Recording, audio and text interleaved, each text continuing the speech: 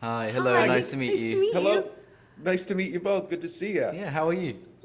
Doing well. I was going to say I spent the entire past 2 days with both of you Oh, watching wonderful. Oh, the series. I mean, wow. It's very moving, very gripping. And you think about it, in reality, it wasn't really that far long ago. Yeah, not But, really, no. you know, yeah. And then, just even like with your characters, 'cause I think Aria, like with yours, here she is, in the film, a woman who can't see. But the truth of the matter is, I think she saw things better than most of the other people around yeah, her, didn't she? 100%. Yeah, Yeah, it's a fascinating character to play because I think in many ways she has such a grip on everything around her, um, and she understands what it means to hope. She understands what the metaphoric light is, and somehow as a culture we've gotten into our heads that like blindness is a metaphor for something being masked or hidden or not being understood. And I think this spins it on its head finally. It's much needed. But to see her balance with a character like Werner, who in many ways doesn't have agency or autonomy, he has no control over the situation he's put in. And that creates a metaphorical blindness for him. And seeing the two of them have to come together and balance each other out and give each other hope it's a special story. Right. I was going to say, really, especially like Louis, with your character, here's this guy who, to an extent, just wants to have like a normal life, but yeah. because he has this knowledge in regards to, radio and all like that, boy, everybody just wants to grab him and use him for whatever they want, don't I they? know, yeah, yeah. I mean, he's being instrumentalized really, and it's the thing is with his gift that it's also um, his burden. Really, it's also what makes him being taken away from his home and trying to be indoctrinated into the evil.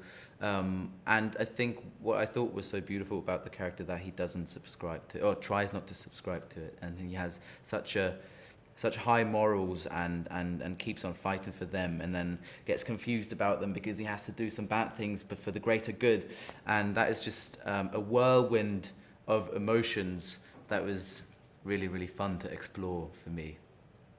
Oh, I can imagine. I can imagine. And then also you think about, today again, we've all got our cell phones, everything else. We can communicate and listen, to anyone anywhere in the world. But Ari, when you think about back then, just that little glimpse or listening of something on the radio just meant so much to those people.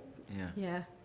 I think it's so interesting because as a child of the 21st century, like, we're all so glued to our phones and we're so glued to, entertainment being this thing that we can just, have at our disposal really quickly and easily.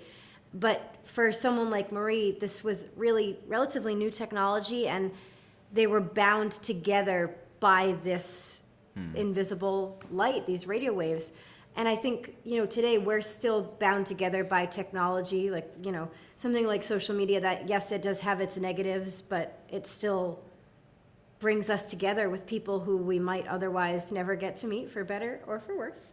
But for something like, the art that we've been able to make, to know that it can be in homes around the world and reach people no matter what they're going through, no matter where they are in their lives, and that it can reach them, and that we can, through our characters, speak to them, is remarkable and such a testament to how far this technology has come. But it's really not that different from what they were experiencing themselves, and it's neat. Nope, that's for sure. And I got to say something. There was one little eerie part that even hit home. The frequency was 1310 Yeah. that the broadcast over. I worked for 1310 AM radio No about 20 way! years. Yes. That's so cool. Oh, wow. How was that for And, you to and constantly hear 1310 in that series? it was like so bizarre. I called my wife and come here, listen to this. And she's going, oh my God, you were there. And it's like, yeah, so we're That's all Oh, so together, cool. that's That's guys, so wonderful. all cool. together. I think it's really wonderful with so in this. Sorry. Are you okay? Do Sorry. That's okay. Bless you. You want some water? Yeah. You've what's so wonderful about with them listening to the radio and being connected through the radio is that you can just sort of, because now, obviously nowadays, like you said, glued to our screens, but with the radio, we are glued to our screens and everything's so visually, but with something just over the radio with just something with audio.